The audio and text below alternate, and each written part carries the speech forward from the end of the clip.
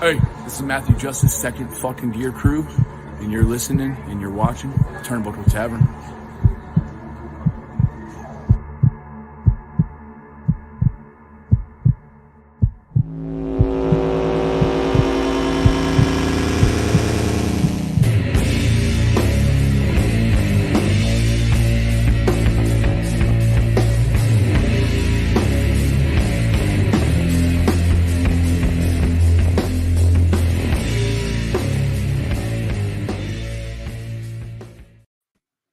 After a 3-week hiatus, we emerge from the spooky dust with the light tubes and the barbed wire. This is the fucking GCW show. I'm your co-host, Chad. With me, as always, the motherfucking truth, Mike Belcaster. What's going on, dude? Nothing much, man. How are you doing, man? Good, man. It's been a minute. I feel like we got Yes. a nice little break. Like we were talking before we went live. I feel like the workers may have needed a little break at GCW just because they put their bodies through hell every week. 100%, man. And I mean, they're gonna need a break after this week too. Jesus Christ. Yeah, especially Janela.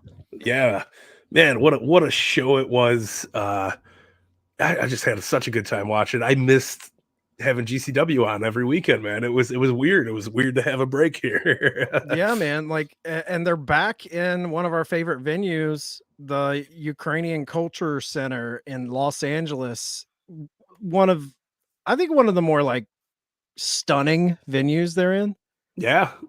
No, from the gold accents to the way the crowd's set up, the way the entrance is, it looks awesome, man. It's such a fun venue, and we had a lot of hard cam this show, which was a little unusual. You know, usually we get a little up and close. It took them a few we got a few good up and close shots, but like that hard cam view was very, very prominent this week.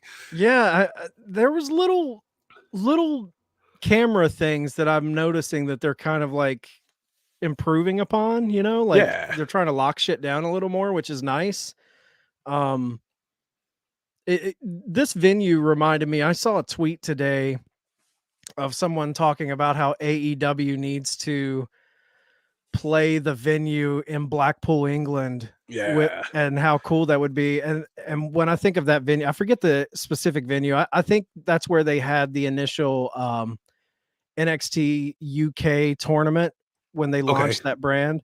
Yeah, but man, it just looks so good on camera, and the Ukrainian Culture Center kind of gives me those vibes, not to that extravagant extent in Blackpool, but it still kind of has that vibe. Yeah, it's got like a very fancy train station kind of look, you know what I mean? Yeah, like in a good way. 1920s subway in New York City vibe. Yeah, I fuck with it. It looks cool, man. I love the Ukrainian Center. It's a beautiful, beautiful venue. Awesome architecture, and surprisingly, pro wrestling holds up very well. Yeah, and it's so odd because they were playing here before, but it's such a timely venue too, with the whole Ukraine situation and politics. It just fits. Like, hey, we're going here. We're going to occupy this building and put on some good fucking pro wrestling. Hell yeah. I mean, Maniac was just overall, we'll talk just overall thoughts on the event, and then we'll do some news. And then if you guys want to stick around right after news, we'll go into the Ain't No Jive 5. We'll give our 5 top matches. Then we'll kind of brush over the matches maybe we don't discuss. Then you guys, you got to stick around for the top tweets. It's became one of the favorite segments of the show. And then we'll get out of here. So probably a shorter episode than you're used to, but Mike, Maniac from Los Angeles, what'd you think just overall of, 3 weeks away? We got a little break. We come back with Maniac. What did you think of the show? I thought it was fun, man. I thought it was really, really well put together. Aside from a little technical difficulties in the opener, a little blurry on the feed too. I'm not gonna lie, it wasn't as crisp as it usually is. But listen, man, it was a fun show. I think everybody fucking killed it this week. And yeah, it's weird not having 2 shows in one weekend, or we're used to doing that. So of course we're gonna have shorter episodes when we're getting into that kind of space, when there's only that one show that weekend, man. But it was fun, man. I thought it was so good. The crowd could have been a little hotter, Not gonna lie, but it was still really, really good. Yeah, I'm with you. I saw a bunch of chatter on Twitter during the event of people complaining about their streams. I was with you. Mine was a little fuzzy in parts, but I feel like certain venues when they go there, they struggle with certain aspects of their production. Yeah, And I don't know if it's like the in-house guys. I don't know what GCW is doing as far as, are they showing up with their own sound system? Are they showing up with their own equipment? Is Fight TV showing up on location and providing that stuff? Is the yeah, venue providing certain things? So there's a lot of variables I'm not really like privy to. So yeah. I don't know how certain shows it's crisp, clean, everything's firing on all cylinders, and then other shows they'll have a bit of a struggle in areas. Yeah, it wasn't anything that like took away from the event. No. I mean, that first match obviously would have been absolutely a banger had not there been the feed cut. I think, but it's okay. The shit happens. I'm nobody to argue. Yeah. Yeah. So top stories of the week, guys. I just have some stories from around the GCW world. For the first kind of story, just do some quick fire, rapid fire stories. They announced their first 3 inductees for the 2022 GCW Deathmatch Hall of Fame. GC Bailey, Wife Beater, what a name, and Toby Klein. And that will be happening June 4th at 9 p.m. It's a Saturday at the Showboat in Atlantic City. So if you guys are in the area, go check out the Deathmatch Hall of Fame. Hell Going to be completely upfront, where I'm kind of just over the last maybe 2 or 3 years diving into the deathmatch scene and really falling in love with the whole genre itself. But I'm not really versed in these 3 guys, and it's going to make me sound like a complete novice here, but yeah. I'm just being honest. Yeah, man. No, I'm right there with you. I've no clue who they are, but I mean they I'm sure they've earned it. I'm sure there's some shit going on. Like probably all fucking good dudes. Wife Beater wins it alone with his name. Yeah. So yeah, I got no. Listen. I'm excited to see it. I'm sure it's gonna be a badass event, and it's at the Showboat. I mean, what a more appropriate place to be doing Yeah. the Deathmatch Hall of That's Fame than home. that? Yeah, than the Yeah. fucking Showboat, man. Yeah, that's home. And like when we think deathmatch, for the novice, the rookie fan of deathmatch wrestling, you're instantly going to names like Madman Pondo, Nick Gage, guys like that. So Hell yeah. some of the deeper cuts, maybe they'll slip past us. We'll educate ourselves though. Yeah, no, it's our goddamn duty. Yeah. Another interesting match was announced, and we've seen these 2 guys tied up in a feud for the better part of a year. They've been swapping the title. Well, not back and forth, but they've been kind of vying over that ultra violent title. But we got a match announcement of John Wayne Murdoch versus Alex Colon. John Wayne Murdoch is the reigning champ right now, the ultra violent champ. He's going to be taking on former champ who he took the title off of, Alex Colon, in a Cage of Survival match at GCW COS Cage of Survival, Sunday, June 5th at 5 p.m. Okay, I don't know the specifics of a Cage of Survival match, but just basing it off of the death matches these 2 guys have put on, and then you throw them into a cage with, I'm sure, plenty of fucking weapons. Yeah. This is going to be something I feel like you're not going to want to miss. Yeah, no, this sounds like a spectacle match, like something you fucking have to jump in on, especially if you're a fan of, the death match, the ultra violence. I think it's totally going to be, as the kids like to say, it's going to be a fucking banger, man. Yeah. Dude, the 2 top guys. I mean, who Yeah. else right now in that scene is at the top of the mountain? I mean, you got Drew Parker, who we saw return to GCW this weekend. He's in that discussion. I think Hoodfoot is quickly creating a name for himself. Akira is another great name. G Raver. But I mean, as far as the top of the mountain, the apex mountain, it's JWM and Alex Colon. Absolutely, man. I'm pumped for it. I'm a sucker for a good cage match. You slap the survival risk on there, sign me right the fuck up. Yeah, I'm guessing with like Cage of Survival, maybe they do some sort of like I quit, last man standing type of stip on it. I don't Yeah, know. We'll see. should be interesting. Speaking of deathmatch legends, Nick Gage announced that he will be a part of StarCast, which is taking place in Nashville, July 29th through the 31st. I believe this is coinciding with SummerSlam weekend. Wow, that'll be Yeah. cool to get to see the god of this shit. Listen, how far have we come? You know, we've we've gotten from backyard death matches to fucking being on Dark Side of the Ring, one of the most successful Dark Side of the Rings, I believe. Then you got this huge boom with GCW right His now. Dynamite match with Jericho. Yeah, and then he's in a fucking StarCast, man, like with Ric Flair and the gods of this shit. So Yeah. it's pretty cool, man. Kudos, dude. Fucking huge congrats to Nick Gage for fucking blowing up and getting out there like that, man. It's cool. Absolutely. And guys, like if you're just kind of like a peripheral fan and all you know Nick Gage through is maybe the Dark Side of the Ring episode or the robbery that happened back in the day.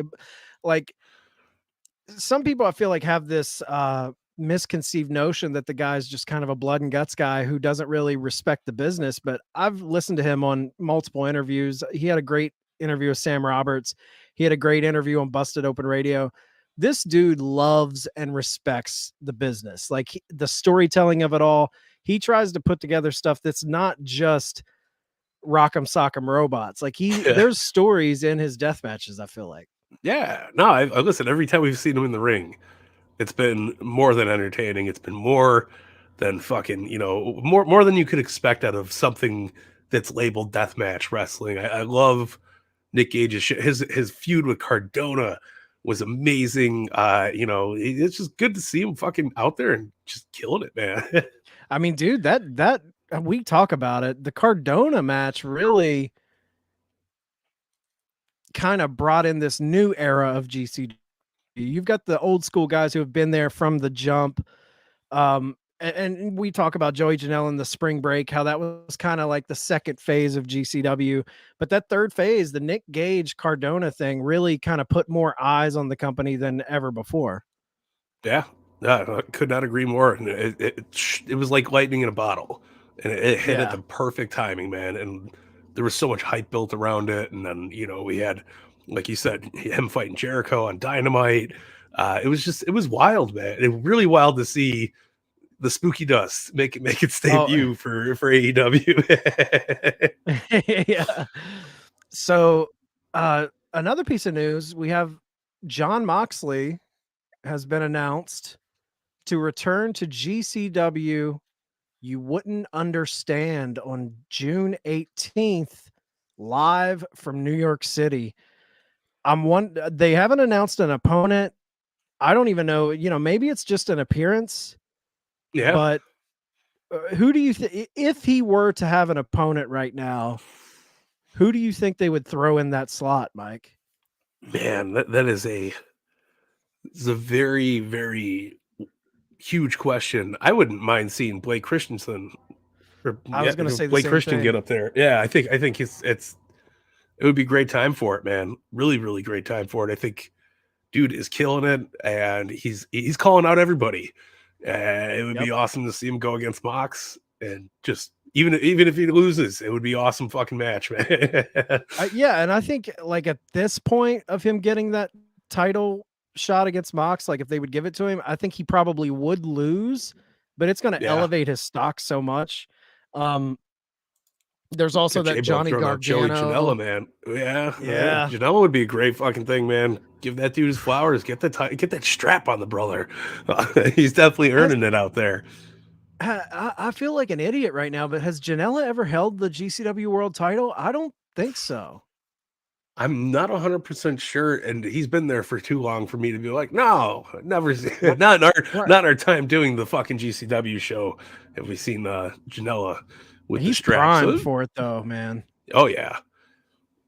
It's gonna be good, man. It's gonna be Yeah, really and good. speaking of Janela, he has a opponent that was just announced, and it'll be on May 28th, this coming weekend at GCW Downward Spiral live from Las Vegas. They're tied in with the Double or Nothing weekend. Johnny Game Changer, who we just saw in Dynamite as Johnny Elite, who you may know as Johnny Impact or Johnny Mundo or John Morrison, whatever he goes by. Johnny Bloodsport, man. Yeah. he's making waves right now, but that's gonna be a great match. I feel like Janela and Johnny Game Changer are gonna be this is gonna be right up there as one of the best fucking matches this year. Yeah, how can it not be? Yeah, and I feel like Janela has, at least for the people that track his GCW matches, we are privy. We've been watching every event. We got to see that Scotty Too Hottie match. I mean, countless Janela matches. This dude has a knack for always rising to the occasion, no matter who his opponent is.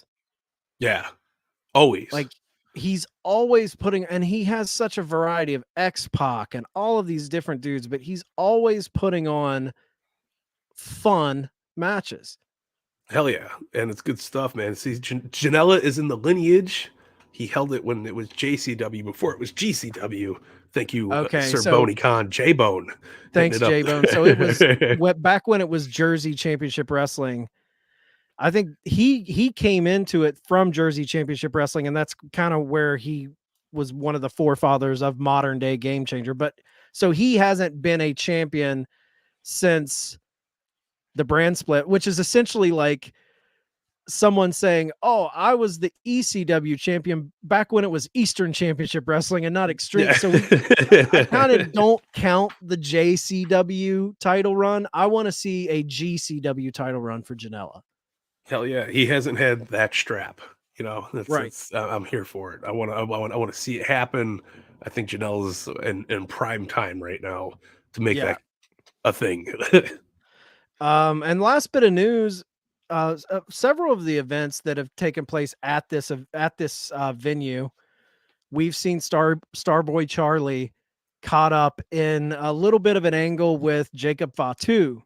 Yeah. Remember his mom got involved that one time, and hell yeah, he had the broken leg. Well, he returned after his leg injury at GCW Maniac. Kid looked great. He did. Looked like $1 million, man. I think it was my first time watching him do his thing. It was fun. He held it his own. It did fucking great, man. I really enjoyed it. He was holding his own with AJ Gray, Ninja Mack, fucking Jimmy Lloyd. It was good stuff. Yeah, Jack Cartwheel, man.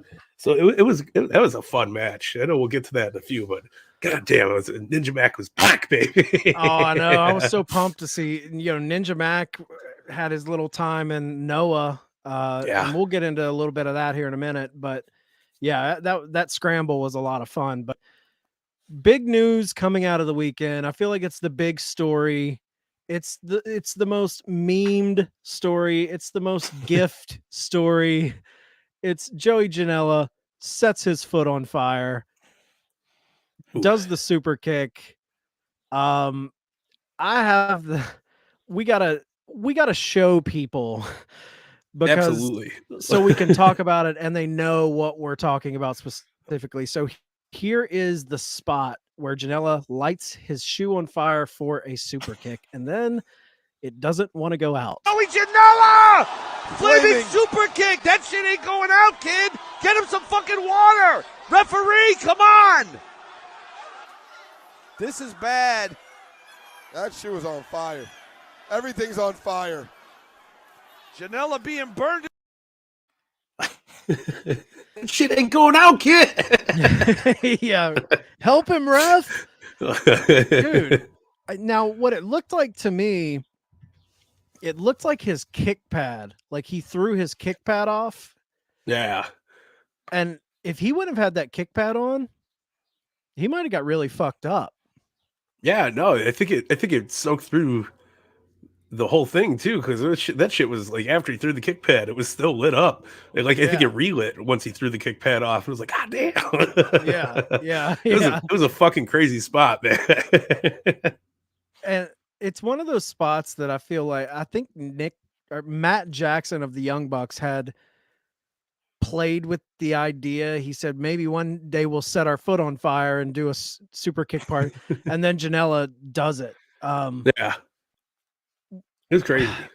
Who caught more heat, Mike, from the fans for a botched fire spot? Joey Janela or Cody Rhodes when he did that light table and lit his back on fire? Ooh, I have to give that one to Cody. It was just a fucked up spot, and it looked like shit. It really did. Yeah. It was ridiculous. He did the fucking flip. He was trying to throw Andrade through the table. His back is still fucked up from that. It's hard to watch anything. Like that shit was fucking torn up. And I've had 3rd-degree burns before. That shit's not fun. No. There's a lot of recovery after that. Yeah, I mean, this is expected from Joey Janela. The Cody Rhodes thing was just out of fucking nowhere, and it looked terrible. Yeah, it really did. Because like the Janela spot in GCW, you almost come to expect that. Yeah, not the bots aspect of it, but the like craziness, shit could go wrong type of environment that GCW creates. I feel like it wasn't you didn't see a lot of fans coming out and being like, oh, they fucked up. But man, when Cody did that, the whole internet lit him up. I mean, just like the table, they lit him up. He basically did. He just jumped and fell through the table. It didn't make sense because Andrade took nothing out of it. It was, Cody just fucking, the table was melted on his back and shit. Like, fuck, man. Like, why even do the spot if you're gonna fuck it up that bad? And do you think this is too much? Like spots like this, do you think? I hear the lighthearted, the lighthearted fans out there that, oh, there's too much blood, or too much violence in wrestling, and the people that maybe grew up on the golden age of WWF. Is this too much, or do you think it's right on brand? For GCW, it's on brand. Once and occasionally, it's not.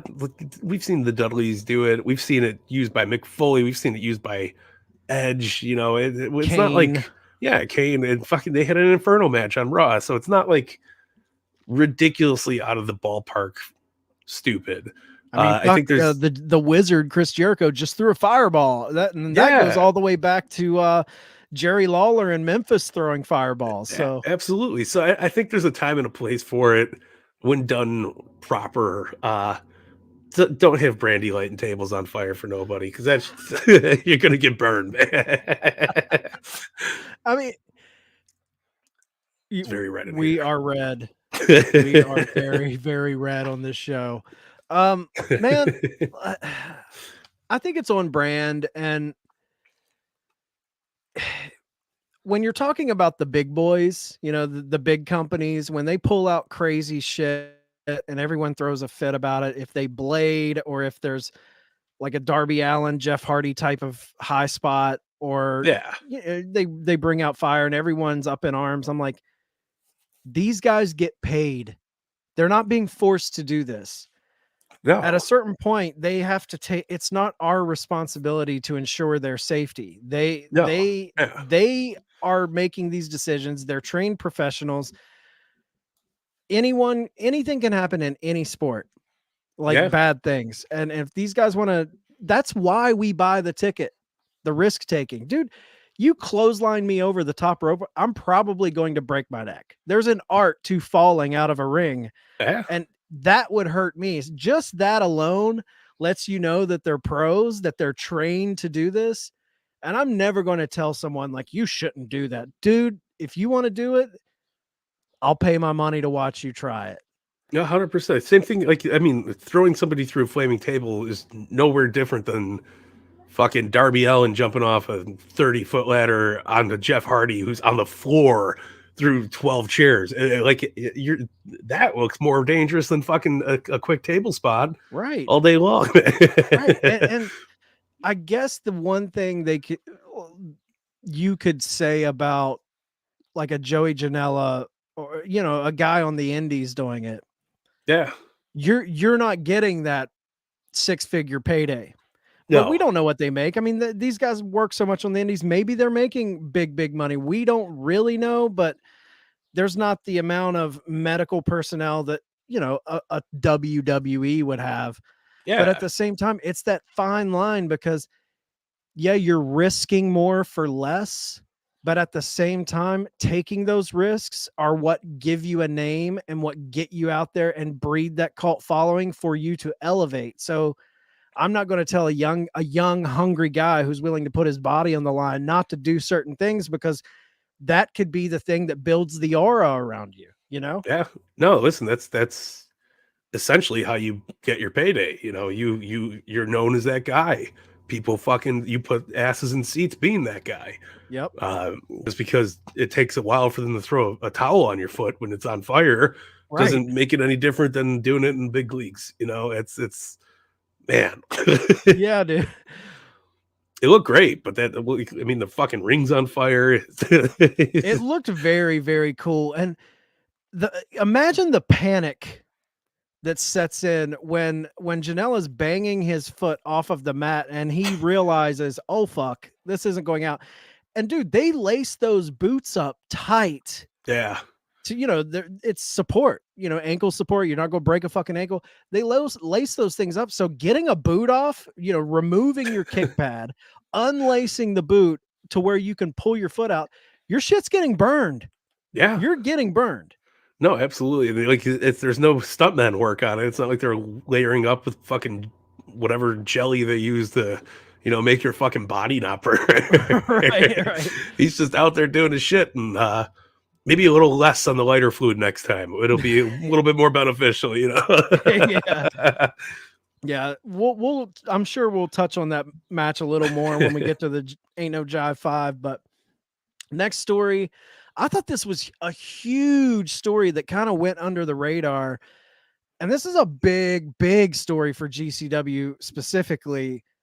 Will Ospreay has been announced to make his GCW debut June 19th at GCW I Never Liked You in Providence, Rhode Island.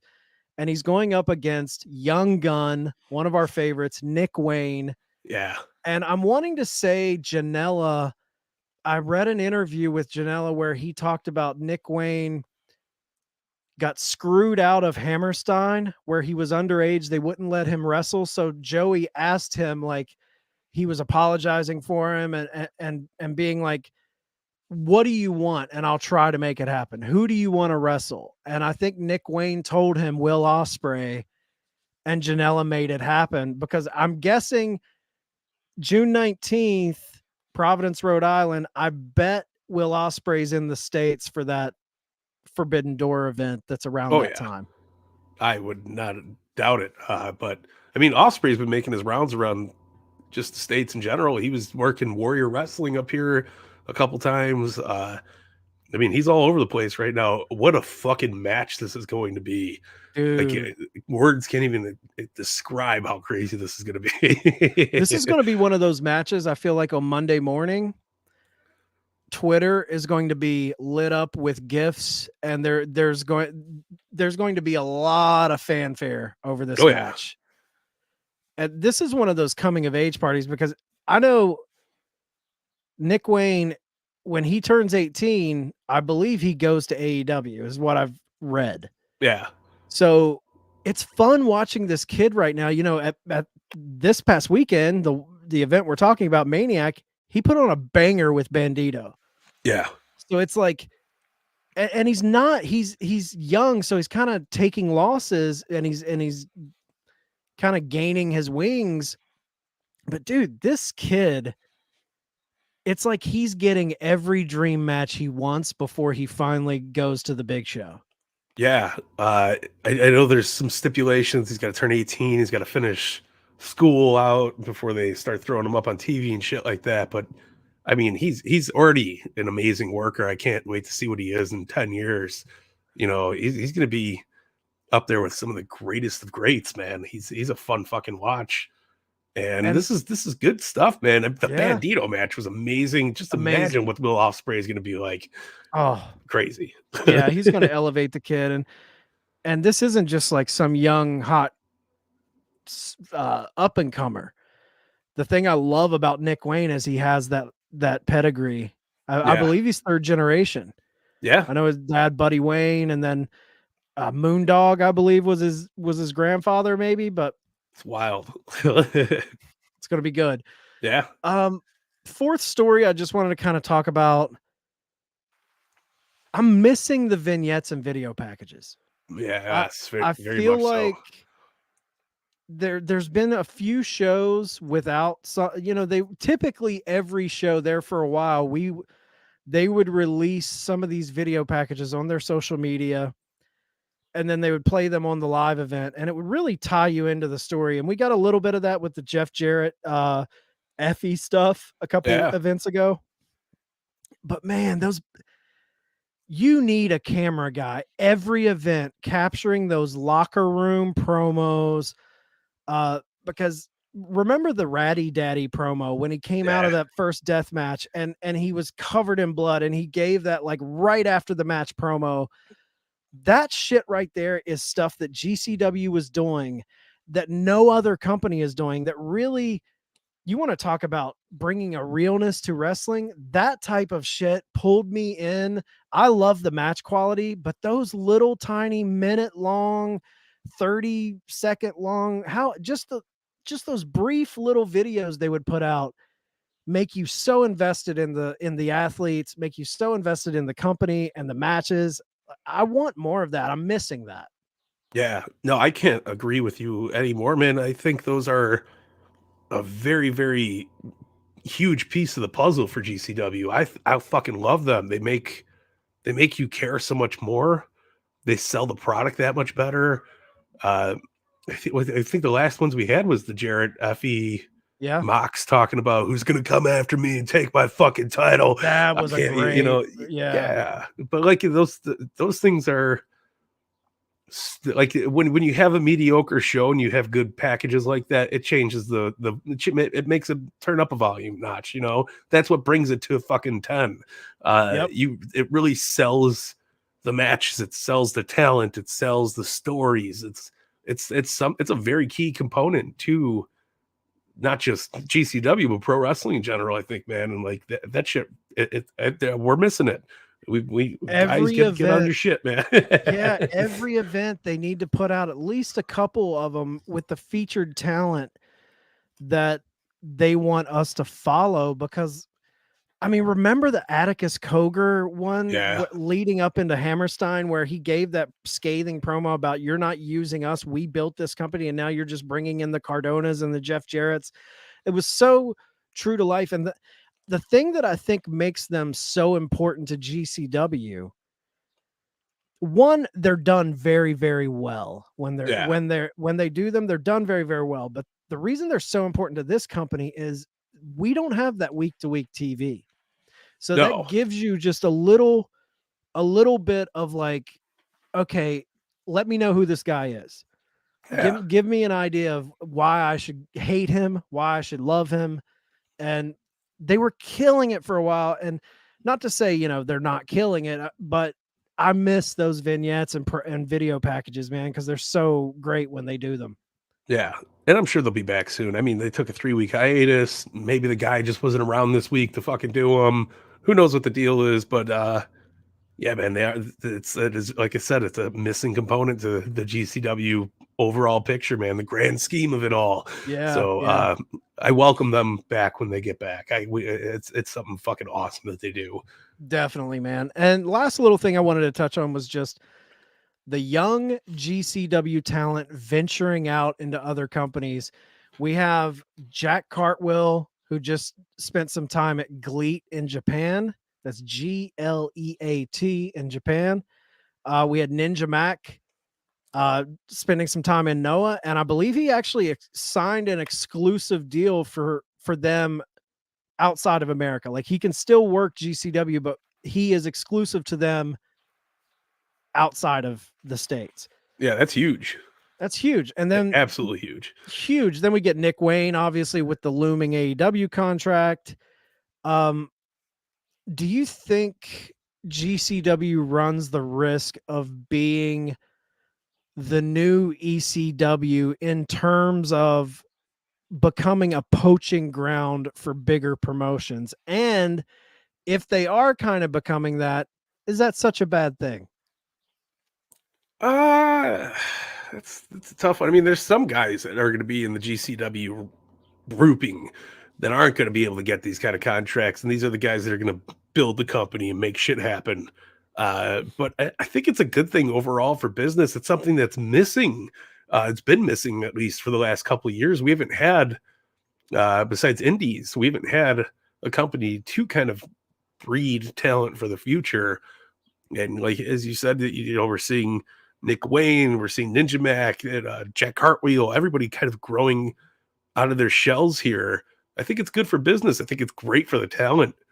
I mean, Ninja Mack has been killing it over at Noah. I mean, some of the clips I've been seeing have just been fucking sweet. And he fits in like a fucking beaten in shoe, you know, like he's just fucking killing it right now. He is, but I think it's good as long as they get to come back and do their thing every once in a while. I don't see any harm in it. That's what a good company does, is they breed talent for other future fucking of wrestling in general, you know? Yeah, I'm with you. I think it's exactly what they are. You know, GCW is that. Brett said that he doesn't want some big TV deal where he's going to have sponsors telling him what to do and what not to do. And I think they've perfectly found their niche. I think they're the super indie right now.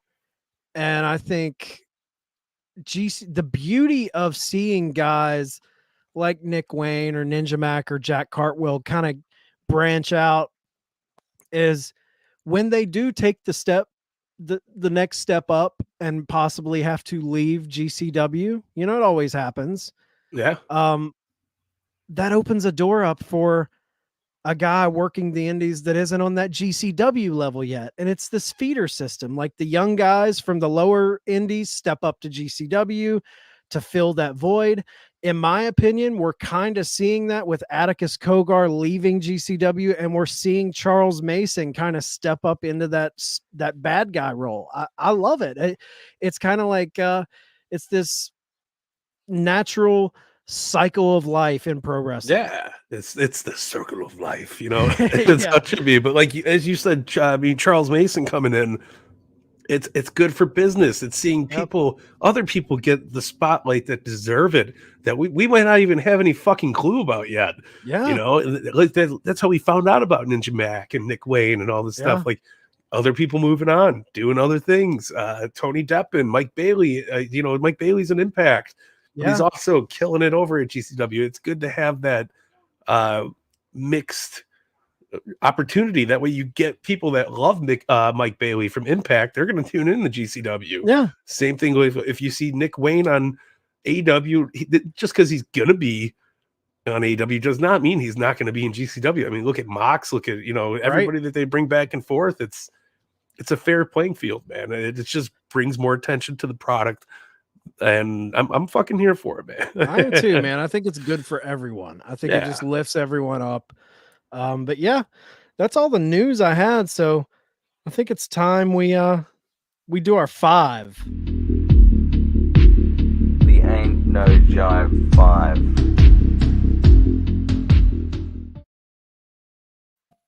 Oh yeah. So the Ain't No Jive 5. I didn't fuck it up this week. I'm always saying that ain't no 5 jive. All right. Number 5 for me, Blake Christian defeating Kevin Blackwood.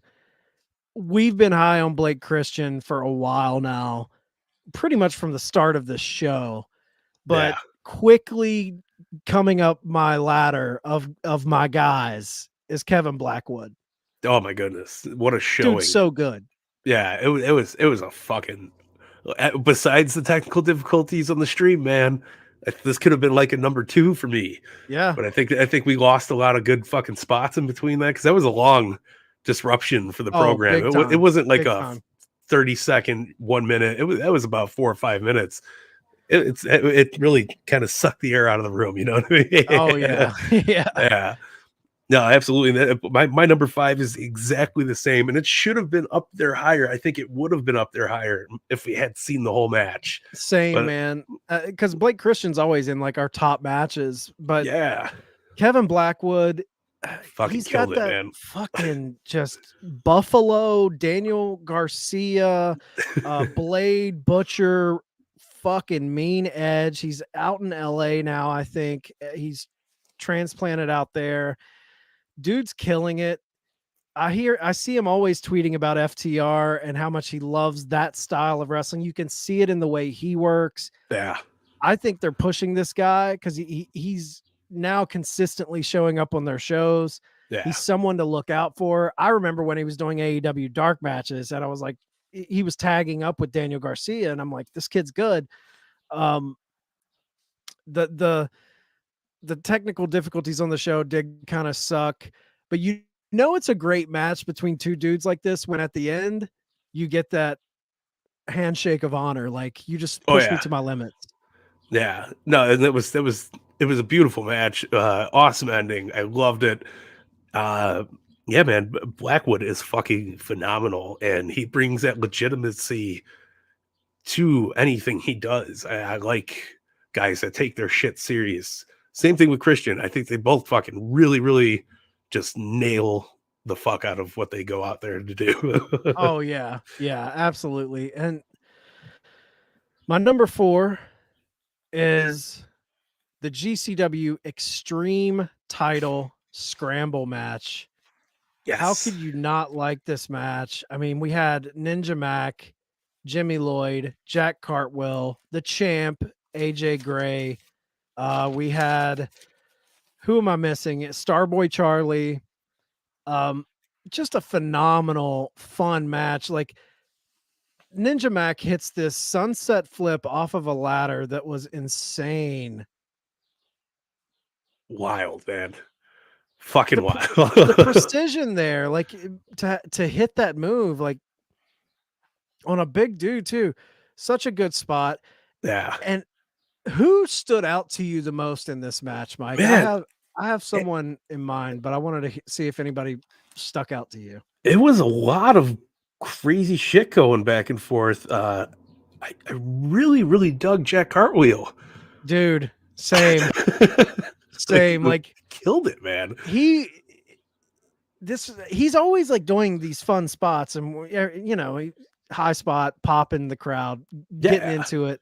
But this one, he was like firing on all cylinders. I don't know if it's where he, was kind of sharpening that blade in Japan and he comes back ready to fire, but he hits this flip, which was wild. Yeah. What the fuck? It's like a back handspring into a corkscrew. Yeah. Absolutely insane. And then he also did that fucking springboard twisting elbow drop to Ninja Mack through the table on the outside. Yeah, dude. Look at that. What the fuck was that? Yeah, like the height he gets. He's like, fuck gravity. All right, I'm gonna do some crazy shit right here. He was fucking on his game during that whole scramble. It was fun as hell. That was probably one of my favorite matches of the weekend, man. It was fantastic. It was like perfectly. You're getting all of the only guy missing out of that, and I think he was in Mexico, I believe, or he had an event. The only guy missing in that scramble was Gringo. Our homeboy. Yeah, he was in Mexico. I seen him posting some stuff on his Instagram, flying out there. But good shit, man. Listen, it was awesome to see Ninja Mack back, first off. He was sorely missed on my end. I love a good Ninja Mack spot, man. But yeah, Cartwheel fucking killed it. It was great. It was absolutely great. And I gotta just shout out, like we said in our news, Starboy Charlie coming back, hometown boy, crowd loving him. Yeah, kid's gonna baby face, legit baby face. Look at that. There's not a hair on there. Yeah, I feel like he's got a bright future ahead of him for sure. Yeah. Who'd you have at number 4? Yeah, I had the same match, man. It was fucking so fun, and it almost made it higher up there. But I got some other ones up there that are great. But like even Ratty Daddy himself was on fucking fire. Oh, it was a solid ass match, man. Dude, that's what I'm saying. Like the young talent on this roster, the Ratty Daddies, the Jack Cartwheels, the Ninja Macks, the Jordan Olivers, the Nick Waynes, like GCW, it's not a bunch of old, they bring in X-Pac, they give these Hall of Famers their shine, but they have built a very talented young roster of guys. Yeah, I mean, Jimmy Lloyd hit that fucking devastating tombstones to the chair too. It was brutal looking. I was like, holy shit, man. Like it wasn't overwhelming. There wasn't too much shit happening. It was very well paced out to where you got a lot of 2 guys in the ring at once instead of like 6. You know, it wasn't a clusterfuck battle royal. It was a great scramble, man. And I really, really thought they tightened it up. They trimmed the fat off of your normal scramble match. It was fantastic, man. Dude, you're spot fucking on right there. Like that is what made this, like, typically scrambles don't enter the 5 for me. Yeah. But this scramble felt like it was booked.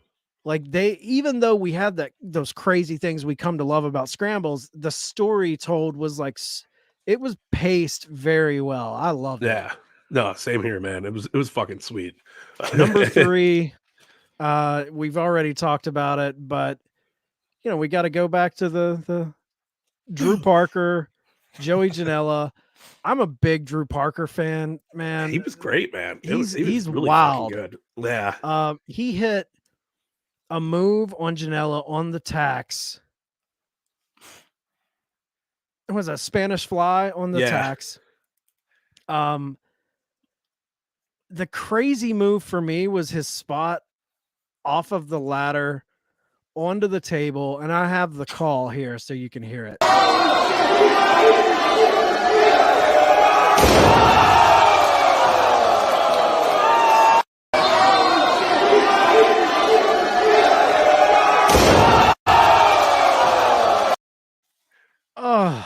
That was not a gunshot, ladies and gentlemen. That was a fucking man falling into another man with a table between them with barbed wire. And there's another angle here where you see his fall isn't really broke. Like, it looks like his tailbone just hits the fucking mat, man. Yeah. No, that cannot be fun. It was such a fun match though.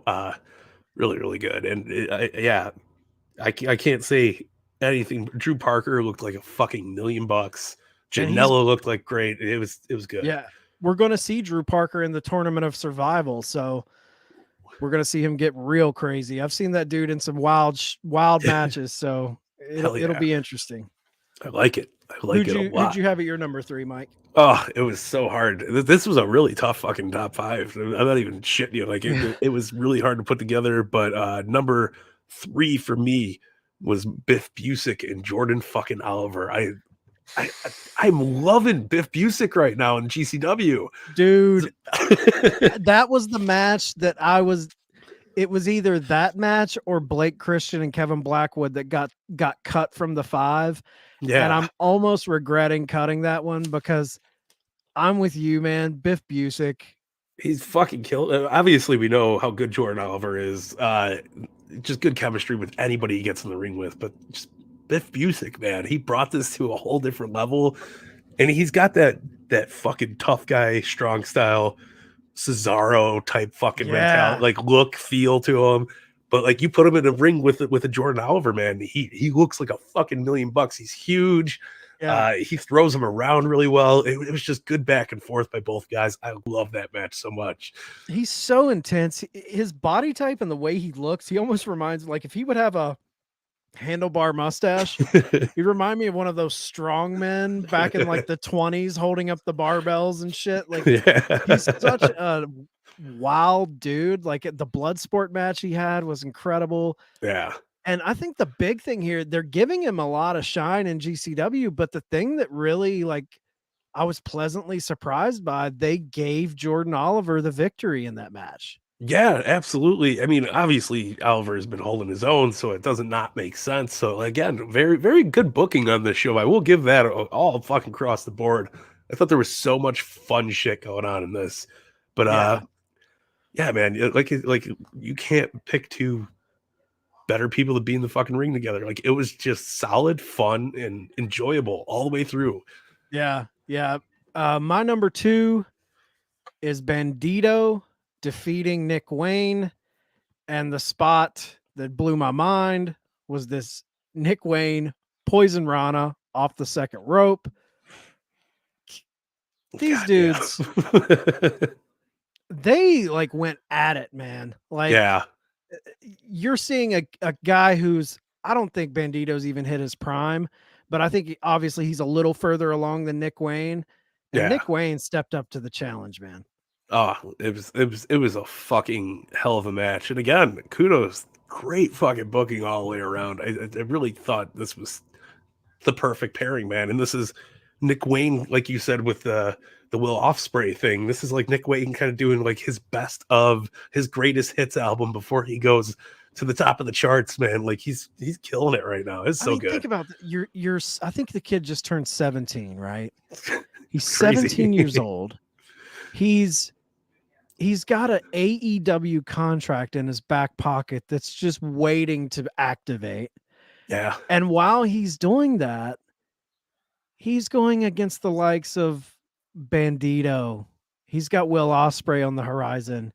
He's been putting on bangers with Jordan Oliver. The kid, what was the match he had? I think it was AR Fox. Yeah. At one of the past matches that was just a banger. I think maybe a Deppen. He had Tony Deppen at one point, I believe. Like, he's just stockpiling like so much good experience right now with other indie guys that are crushing it. And I think he's in a really good place where he's learning from guys that they're not just scrubs, that he's learning from dudes who are crushing it, and he's getting in there with killers, like iron sharpens iron. And then you've got the Will Ospreay Nick Wayne match coming up on June 19th in Providence, Rhode Island. I'm very, very jealous of those Rhode Islanders up there. But dude, this kid couldn't be more high on Nick Wayne. And Bandido, if you didn't see the Bandido Jonathan Gresham match at Supercard of Honor, phenomenal match. Just two really, really talented dudes. Loved this match. Yeah, no, 110%. What'd you have at your number 2, Mike? My number 2 was Joey Janela and Drew fucking Parker, man. I thought it was the best way to end the night. I thought it was so fun. That was the GCW match, you know what I mean? Oh yeah. And Janela fucking the boot on fire. I give him all the fucking credit in the world, man. That shit looked brutal. They both took a lot of fucking punishment though. And that one clip you showed with Janela getting fucking Spanish fly on the tacks, he just lays there. And like you see the guys get hit on the tacks, they roll around afterwards and they look all fucking goofy. Janela's just like, fuck it, pin me. Like, it was like just jab him in a little bit more, man. Almost looked like it might have knocked the breath out of him a little bit there. Yeah, no, he's on a fucking run of a lifetime right now, and he proves it over and over and over again every time we see him step in the ring. And again, he set his foot on fire. Everything's on fire. Everything. Let's see. I got to hear Kevin Gill call that one more time. Sorry, guys, for playing it twice, but it's too good not to play again. Joey Janela! Flaming super kick. That shit ain't going out, kid. Get him some fucking water. Referee, come on. This is bad. That shit was on fire. That shit was on fire. Water. You're on fire, kid. So good. Man. Absolutely fucking wild, man. Yeah, I'm with you. You hit the nail right on the head, man. That was a quintessential GCW match. Yeah. And people can say, "Oh, Cardona brought it." Nick Gage is probably the face of GCW, but I think there's an argument to be had. Joey Janela is the poster boy for GCW. Yeah. Oh, absolutely. I mean, he's got the look. He's fucking hustles his ass off. He literally tough acting to put that shit out. His foot was on fucking fire, man. He's a fucking wild man. That cannot He's be understated. That dude does not. All respect, all hats off to Janela. All the shit talkers online, eat a dick, because this guy, he isn't just doing this for the at the root of everything. These guys are entertainers, and he's going out there to do whatever he can, no matter what bumps and bruises he has afterwards, to put it on the line for the fans. And I respect Janela so much for that. He's got to make that lobster money, man. I saw a tweet where he said he's making more money than when he had the good contract with AEW. So hats off to him, man. Doing his thing. Big fucking kudos. Good shit, Joey. That shit was awesome, man. Yeah. My number one, or did we do your? Yeah, that was your number two, right? Oh yeah. My number one in the Ain't No Jive 5. He's popping up on these lists a lot. Speedball Mike Bailey defeating Masha Slamovich. Man. Dude, this is top tier wrestling just in general. Yeah. And for me, this is top 3 or 5 intergender matches of all time. Yeah, absolutely. No, I can't think of an intergender match off the top of my head that's ever been as good as this. I'm sure people could throw them at me. You know, Candice LeRae had those great matches with the Bucks and Joey Ryan and all those cats.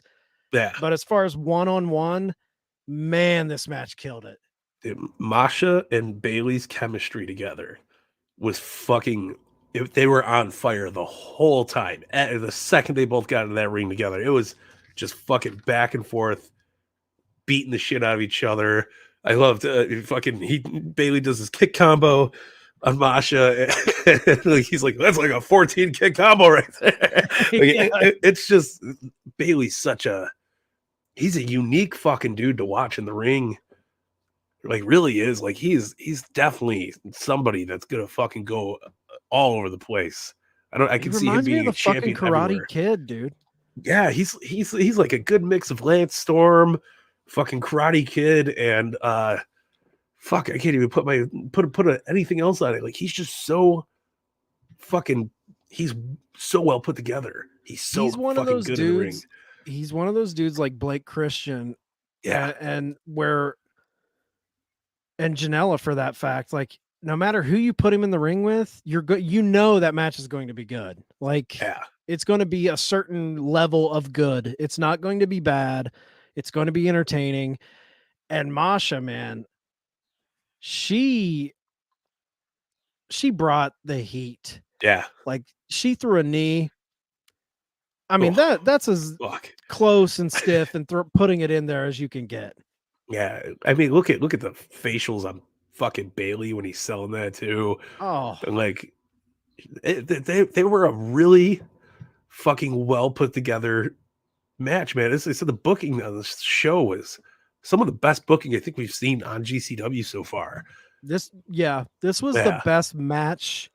Like, I'm sure the guys are putting their matches together with each other, but you know, going from the WWEs and AEWs, you have the bookers, the producers, the coaches, whatever you want to call them, but whoever was overseeing the match quality here, they crushed it. Yeah, no, it's my number one as well. I think fucking, I'm super impressed with Masha. I think she's fucking unbelievably great. She has a slick German. Like, I have a clip. It's about a minute long of just some sick moves her doing in this match. Awesome. Masha behind. German with the bridge. Look at that bridge. Gorgeous. Holding on. She's going to do it again. Another great bridge. Man, what a... Wait. Masha behind. German with the bridge. Look at that bridge. Gorgeous. Holding on. She's going to do it again. Another great bridge. Man, what a... Through the pain, Masha Slamovich. I've known Masha since one of her very first matches in the sport. Oh! Dumping. Dragon suplex. White Knight time. One arm, Canadian Fuck. I mean, talk about putting your neck on the line. Yeah. Moment after moment after moment, like razor close. You could be paralyzed over and over. Both pros just pull it out. Phenomenal. Yeah. That back suplex where Bailey lands on his fucking shoulder. It looked so brutal. And then that dragon, everything was so, it was clean looking. Everything's fun. And she's got a hell of a bridge. You heard it there. But yeah, she that looked bridge, great throwing them around. that bridge, dude. It's crazy, man. So let's, I guess that's our 5. We'll go ahead and move on to, we'll touch on some of the other matches we didn't mention. I'm gonna shake your hand. He's jabbing and Dusty. It's called working. All right, so It's called working. It's called working. There were several matches. Like, I didn't have Jordan Oliver, Biff Busick. You did. Jordan Oliver picked up the win there. Yeah. Another match, we had Bussy on the card. This goes to show you how good this card was, that Bussy didn't make mine or your top 5, and we are both monster Effy Allie Katch fans. Yeah, no, it was that's what I was saying. This top 5 was a struggle because that was a fucking banger of a match as well, man. They beat the shit out of each other. Allie was taking some punishment, man. Yeah, she was handing out some fucking fists too, man. Yeah, it was really good. And like, I know Effy got the pin out of it, but I mean, there was some fucking great spots in that match. And it's just, that was another GCW like staple match, you know. Right. It was fucking good. Bussy's killing it. I love it, man. Yeah. Then we had Dark Shiek defeating LuFisto. It was cool seeing kind of a legend like LuFisto in the company. Yeah. And then another match that could have made my 5. It was to me maybe the dark horse match of the entire event was Tony Deppen defeating Titus Alexander. Yeah, holy shit. That was a really good one. That's, like I said, it was so hard to put everything up there. Yeah, man, it was fucking sweet. They had great back and forth. I love the fucking Michinoku driver that Alexander did off that top rope. It looked fucking so clean and so good, and it was wild, man. Deppen like that with kid, he's we're gonna see more of him, I feel like. Yeah, Deppen has that fucking chicken wing mutilator. That looks gorgeous, man. Yeah, it's one of my favorites. Yeah. But yeah, that's the event, guys. Great event. Not a Huge. lot of fat on this event at all. No, yeah, it went typically by we'll show you, fast. yeah, we'll say, hey, go watch this match if you don't want to catch this match. This event, it's like it's worth catching the whole thing. Yeah, and fucking, I mean, come on, we got this week's event, and then next weekend's event, $20 again. Yeah, I sound like Don West trying to sell the brown bag for TNA, you know, like TNA fucking brown bag deal. But if you get the best fucking deal out of any wrestling show you could buy. Yeah, you know, it's fucking $20, 2 shows, 6 hours, 6.5, maybe even 7 hours worth of fucking play. Yep. And I don't know. Here's the beauty, guys, and maybe people don't know this. With GCW, if you purchase it on Fight TV, it's always there to watch. They don't put a time limit on it. If you buy it, you can always log into your Fight TV account and watch the events you buy. Yeah.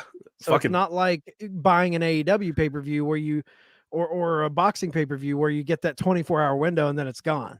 Yeah.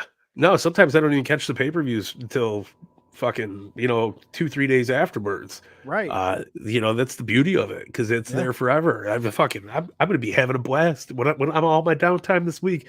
I'm gonna go back and watch some old ones, man. I fucking love Fight TV, man. They're killing it with the GCW partnership. It's good stuff. Good stuff, man. So now is the time. It's that time that everyone, they love. Our loyal fans love this segment, I think. Let's go ahead and get into it. GCW top fucking tweets.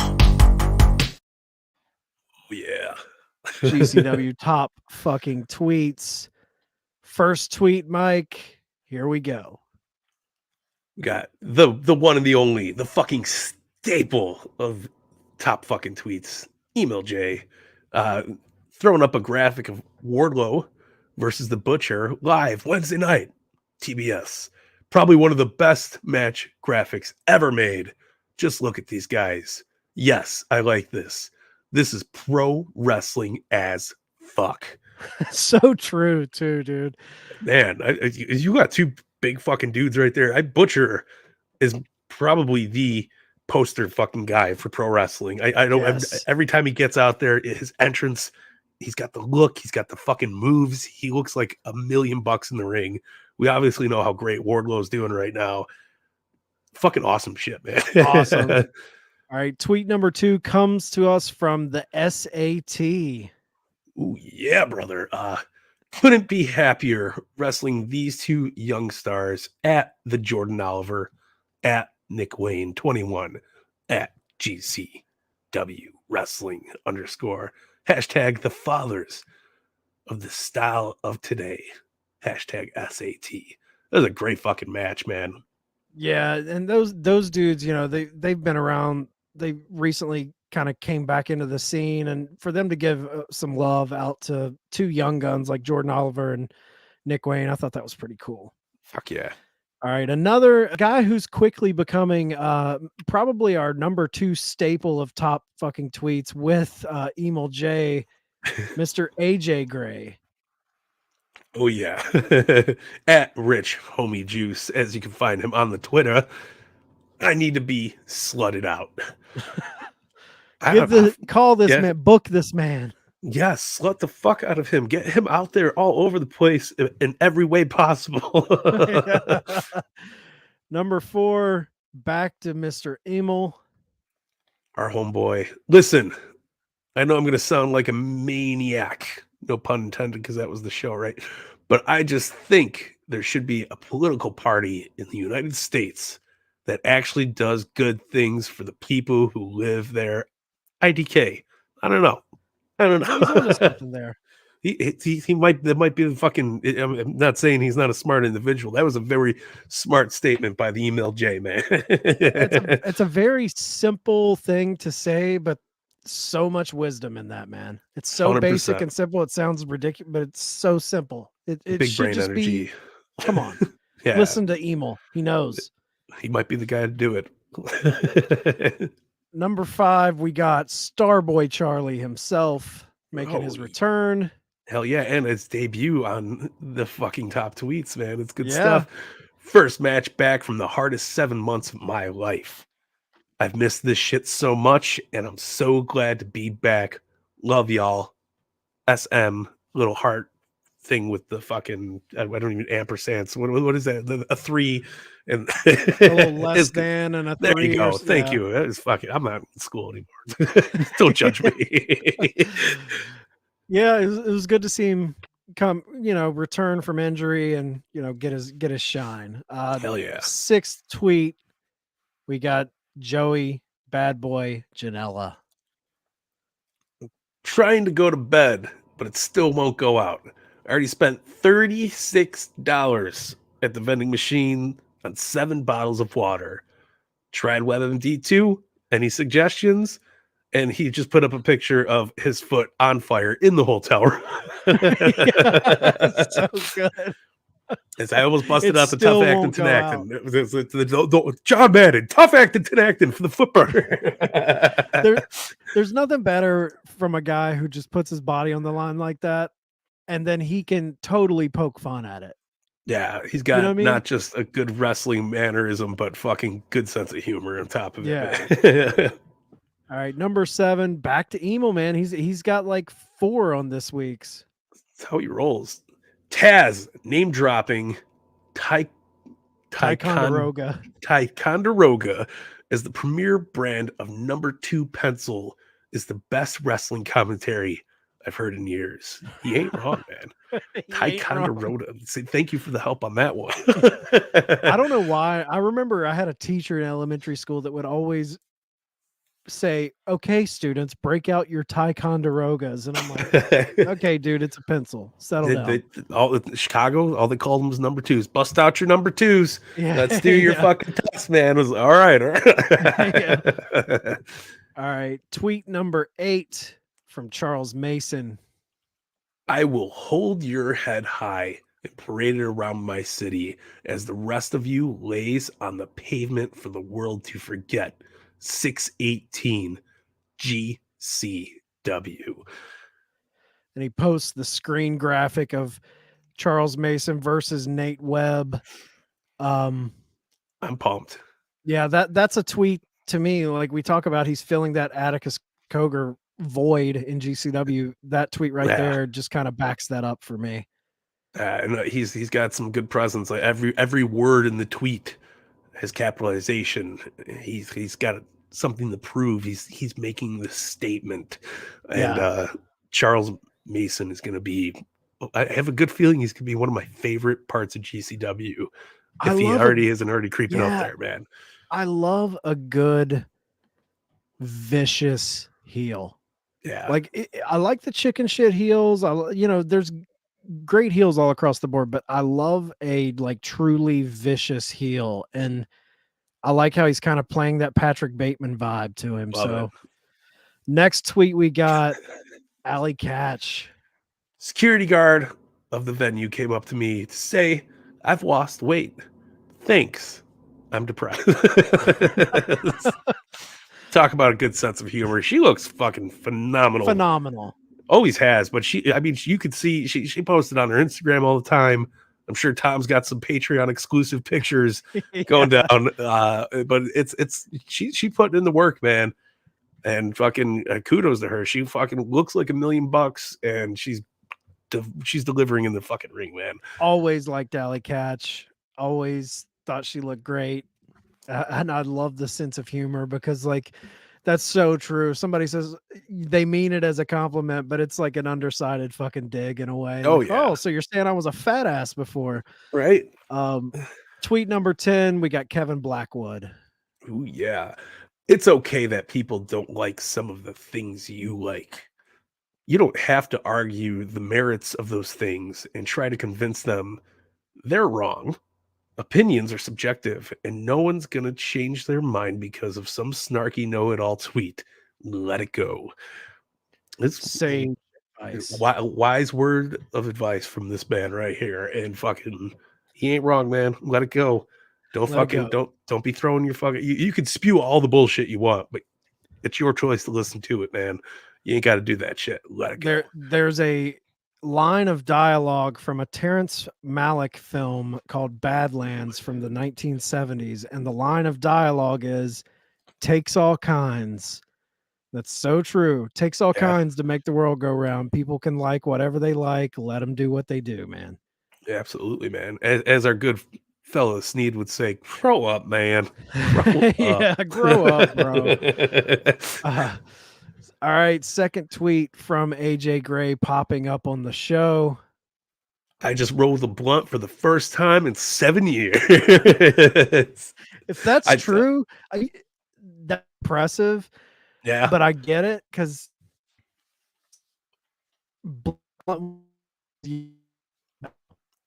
it is not easy rolling a blunt, man. It's not. It's talent. You got to have talent to roll a blunt, man. Yeah, no, rolling in general is an art, man. So fucking kudos, AJ. Fucking congratulations, man, for the 7-year hiatus and stepping right back into it. I had a friend in my 20s who could crack a blunt. Oh no, we got a little bit of holonet going on the bad Chad 3 side. minutes. Ooh, that's crazy. Oh yeah, you got a little holler now. You're doing good. Yeah, I think you're back now. Okay, sweet. All right, next tweet, we got Emo again. Oh, beautiful. So he's quote tweeting this man Alex, and he said, "Have you ever had a chimichanga, Enzo?" And it's a picture of Enzo Amore. And is that who I think it is? Jesse Ventura. Sorry, I know I got to read the whole thing. Have you ever had a chimichanga, Enzo. Got to get that governor voice in. But email says Jesse Ventura is Enzo's dad. Should be the plot of the best sitcom I've ever seen in my life. Imagine Enzo getting into trouble, and then the body bails him out and talks about harp while doing so. Oh, great shit, man. Old man fucking Ventura looking good, man. Yeah, dude. All right. Another tweet. First tweet on this week's show from Brett Lauderdale, the man. Yes. So Malik is being quote tweeted here that said, I hate GCW with a passion. I hate it more than anything. It has ruined my love for wrestling, and I will not stop tweeting until they are no more. They don't deserve to be running a company. And there's something else there that's been cut off. Fuck this guy. Brett Lauderdale, we will not stop until wrestling is completely dead. Buckle up, pal. Yeah, I seen this exchange going down. Brett was fucking hot about it. Yeah, rightfully so. Fire back. Yeah, man. Fuck him. Fuck this guy. And the last tweet of the week is another one from Joey Janela. Oh yeah, we love the bad boy. Can someone make a graphic of Nails and John Nord smiling, looking down from the sky at Sasha and Naomi? I need it. Thanks. And then great shit. The Twitter universe delivered. I did not see that one. And we got it. Fucking beautiful, man. So good. Oh man. All right. So guys, that was GCW top fucking tweets. I had to leave it up. It's so good.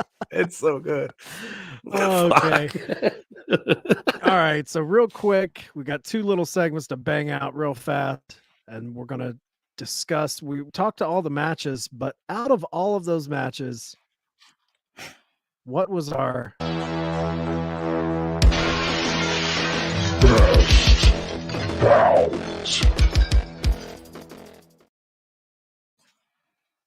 We kind of buried the lead on best bout. Speedball and Masha, I feel like we're both high on. Oh, I'm very high on it, but I picked Bandido and Nick Wayne, man. Really? I just thought it had a little extra oomph. There was so much fucking action going on. Bandido was fucking killing it. Nick Wayne, my guy, fucking absolute great job. Yeah. Fucking so good, man. So good. And then, yeah. Both of those matches, there's probably about 3 or 4 matches that could have been in our for best bout. Easily. I love Bandido getting showered with the dollar bills at the end of it all. Like it was just it had that fucking feel. I was like, hell yeah. Yeah, great match. And now the last thing we have to pick is our BMF of the weekend. BMF of the weekend.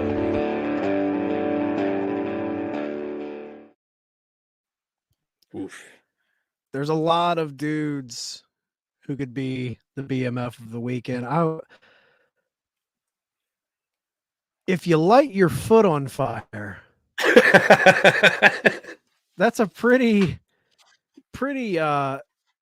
easy way to be the BMF of the weekend. But I'm going to go against my gut to call Joey Janela the BMF of the weekend. And I'm going to throw a screwball in. I'm going AJ Gray.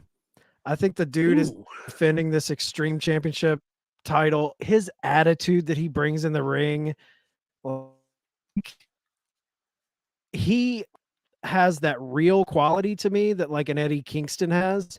I'm not comparing him to Eddie as far as like in ring. Like I think they're both like all their own.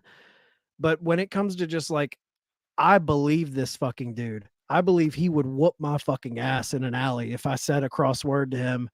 I love AJ Gray. I love his work. I love his promos. I'm giving my BMF to AJ Gray after that scramble.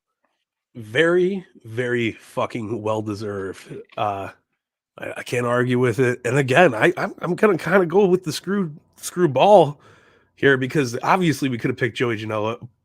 We both have given Joey his flowers so many times in the BMF segment, and I felt like it might have been time to.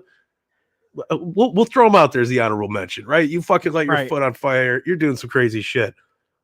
My BMF is none other than Drew motherfucking Parker, because he took that flaming boot to the face and still won the goddamn match. Shoot. It's crazy. Did dive off the dive off that ladder man. was fucking brutal.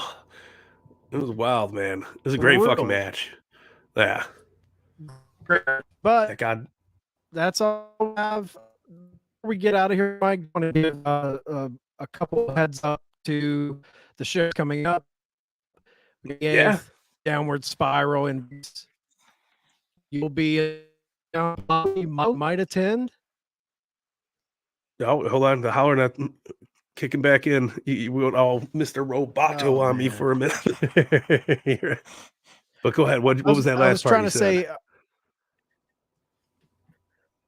Oh shit! You might go to Downward Spiral on this, right? Yes, if I can make it out there, I'll be out in Vegas. The ball's out, or the cat's out of the bag, if you will. I'll be out there. I'll be rocking and rolling. I'll be fucking in Las Vegas, representing the Turnbuckle Tavern all week long, starting this Wednesday, for fucking Double or Nothing. Dynamite. Fuck, I'll be popping up at FanFest probably. I'm sure I'm gonna be there. And if FanFest doesn't completely whoop my ass, I'll be hitting up that GCW event. But if not, I'll be watching it right in my fucking hotel room. Very happy camper. All right. So hopefully Mike gets to go out there. I think it'll be a great show. I think Cardona's on that against Blake Christian. Yeah. We got some. Then we got June 4th. We got Tournament of. Yeah, that'll be great. Yeah.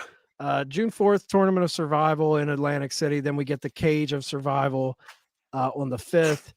You wouldn't understand in New York. That's when Moxley returns June 18th. June 19th, I Never Liked You in Rhode Island. That's when Will Ospreay makes his debut. Then on the 30th of June, GCW returns to Detroit. Not sure if they're going back to Harpo's. I hope. July 1st, we get the Gateway to Death in St. Louis, which looks like it's going to be an incredible card. Then July 3rd, Evansville, Indiana, we get Rock and Roll Forever, which will be Rock and Roll Express's last match in the Evansville Coliseum. And then July 29th, SummerSlam weekend, Nashville, Tennessee, we're getting the People versus GCW. So a lot of events this summer. They're putting the pedal to the metal. Should be good. I'm excited for it, man. I'm very excited for the future. And that much more fucking GCW shows on the verge, man. Yeah, and we got some good breaks in there. We got the doubleheader June 4th and 5th, and then we don't come back until 18th and 19th. So there's they treat your pocketbook right. They're not charging you a lot. They give you some breaks. Good business model. Doing a lot of great shit.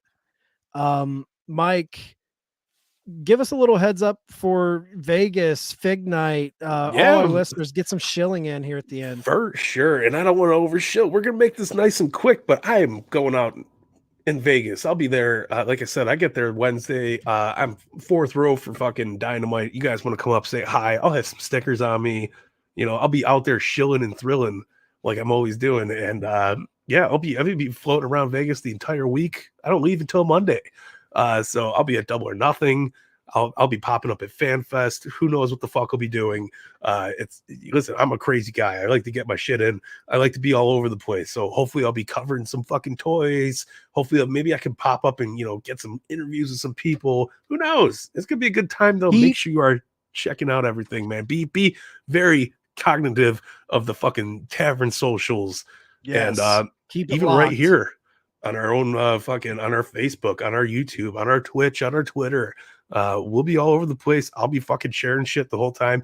Might even shoot a vlog out of it. I think that would be something cool for everybody to kind of watch the travels in the progress. So that'll be a lot of fun. Yeah, so keep an eye out. Like you said, if you're out there, don't fucking, if you see this hat, you see a Turnbuckle Tavern shirt, fucking come up and say hi. I'll have Fig Night stickers. I'll have Turnbuckle Tavern stickers. Maybe I'll throw you up on the vlog. Who knows? I'll give you a shout out, man. Yeah. That's what it's all about, baby. I can't wait. I know you guys are going to crush it. There's going to be a lot of great content coming out of Double or Nothing weekend. So like Mike said, keep your eyes locked on our socials. We'll be posting things. One little thing, we do have a new little segment thing on the flagship show. If you call 304-404-2004, give us your feedback, give us your criticism, talk shit to us, praise us, crank call us. We don't give a damn. Whatever you want to do, talk to us, leave the voicemail. We will play it live on air. We appreciate you guys. Anytime we get a call on there, man, it pops us. So we appreciate that. And good stuff. any other thing we need to say, go to theturnbuckletavern.com. We've got our Apple, Spotify, YouTube, Twitch, TikTok, the Discord to join, all of our socials, all of our merch sites, Teespring, Pro Wrestling Tees. Join the community, get involved, let your voices be heard. A lot of fun people over there. Yeah. we literally have fucking show after show, live shows, podcasts. We're talking in the Discord. We're fucking around. We're doing fun shit. Just make sure you're along with us for the ride, man, because it's going to be fun. And it's only getting more fun, man. So, and call the fucking goddamn tavern, will you? It's a blast. Hotline. Call 304-404-2004. God damn it. Call the fucking tavern, baby. Get your Mean Gene on and call the hotline. You got it, baby. And it's free. And if you're shy, here's the thing. If you're shy and you don't want, you don't have to talk to anybody. It's just an answering machine. You call, you leave anonymous. a voicemail. There's no pressure. Say what you want. You don't even have to leave a name. We don't know who you are. Do it. We love it. It pops. It's huge. Absolutely, man. And then you get to be part of the fun too. So I think that's the most enticing part about it, man. I always want to call the hotline. I always wanted to be part of it. And that's the other thing. It's fucking free 99. You ain't paying shit. And it's just like all of our other content. It's fucking free. Just give us a call. I'm here for it, baby. I'm here for it too, Mike. I guess that's it, dude. Yeah. So we'll be returning. It might be on Tuesday where Mike's in Vegas and has all that stuff going on. We'll figure it out. We'll let you guys know. We will cover Downward Spiral. It might be a day or two late. We'll give you a heads up. We'll always be here after a GCW weekend at some point. Till next time, I guess we got to vanish back into that spooky dust, Mike, and we'll be back. Hell yeah. Keep grinding that axe, and long live GCW. Look at fun. Fucking dick.